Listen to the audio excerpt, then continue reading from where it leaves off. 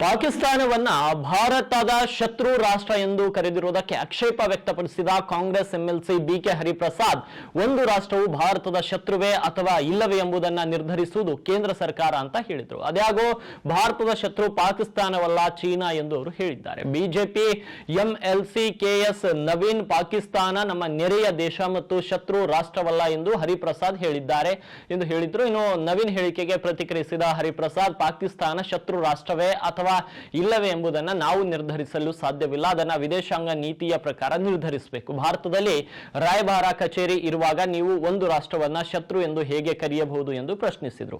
4,000 ಚದರ ಕಿಲೋಮೀಟರ್ಗಿಂತಲೂ ಹೆಚ್ಚು ಭಾರತೀಯ ಭೂಮಿಯನ್ನ ಚೀನಾ ಆಕ್ರಮಿಸಿಕೊಂಡಿದೆ ಎಂದು ವಿದೇಶಾಂಗ ಸಚಿವರು ಒಪ್ಪಿಕೊಂಡಿದ್ದಾರೆ. ಆದರೆ ಅದನ್ನ ಶತ್ರು ರಾಷ್ಟ್ರವೆಂದು ಘೋಷಿಸಲಾಗಿಲ್ಲ ಎಂದು ಹರಿಪ್ರಸಾದ್ ಹೇಳಿದರು. ಪಾಕಿಸ್ತಾನವನ್ನ ಶತ್ರು ರಾಷ್ಟ್ರವೆಂದು ಘೋಷಿಸಿ ಭಾರತೀಯ ಪಾಸ್ಪೋರ್ಟ್ ಬಳಸಿ ಎಲ್ಲಿಗೆ ಬೇಕಾದರೂ ಪ್ರಯಾಣಿಸಲು ಅವಕಾಶ ನೀಡಿ, ಆದರೆ ಪಾಕಿಸ್ತಾನಕ್ಕೆ ಹೋಗಲು ಅವಕಾಶ ನೀಡಬೇಡಿ ಅಂತ ಹರಿಪ್ರಸಾದ್ ವಿವರಿಸಿದ್ದಾರೆ.